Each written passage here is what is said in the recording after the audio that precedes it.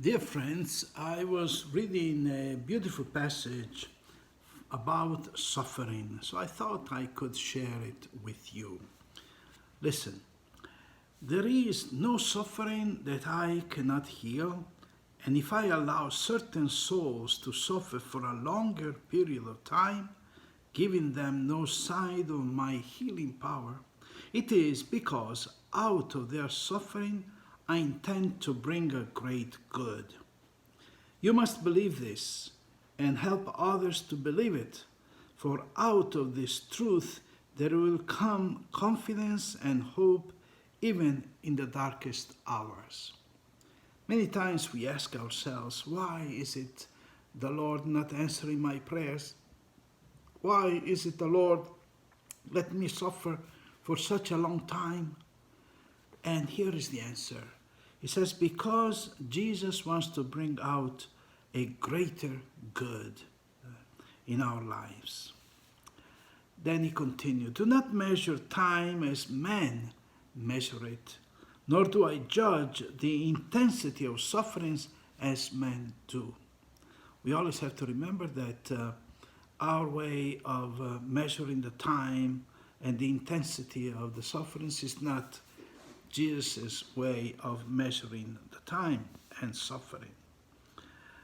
It says, I know what I'm doing, even when I hide my plans for man in order to test faith in me and cause that faith to grow strong and indomitable.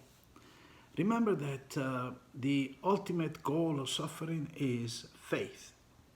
We can rebel, we can somehow get angry, or we can understand that suffering is the best way to be united to Jesus on the cross. There are, alas, many souls who in their hour of suffering stop believing. They lose their faith in me and descend into hopelessness and even despair. To rise from their suffering, they have only to make the smallest act of faith. It will dispel the darkness and lift them out of their despair. A little act of faith is immensely powerful. It is a spark of fire and of light in the vast cold darkness of sin and disbelief. It is true, sometimes we find people that in the face of great suffering, they lose their faith. They get mad with God. Why? But Jesus says that we have to overcome that with a little act of faith. We have to say, Lord, I do not understand. Lord, I don't accept it, but I believe in you. I believe that you're doing this for my own good. And he says a little act of faith can have a great power in our lives. Faith will not always remove suffering, but it will make it bearable and will suffuse it with a supernatural hope. Others can make this act of faith for the ones who are suffering until, helped by their prayers, they have enough strength to make it for themselves. This is very beautiful.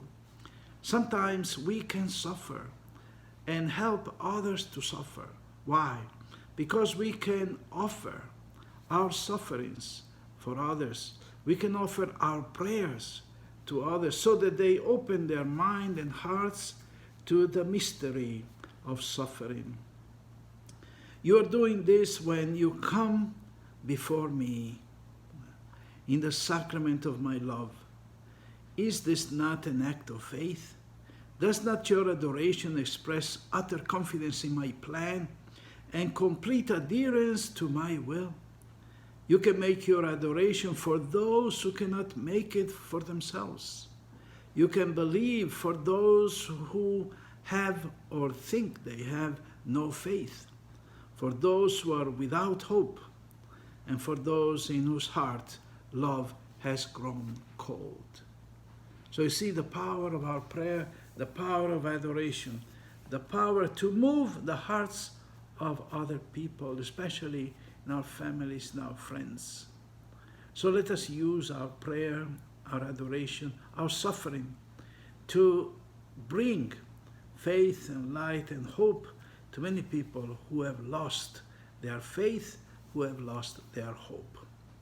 Bye-bye.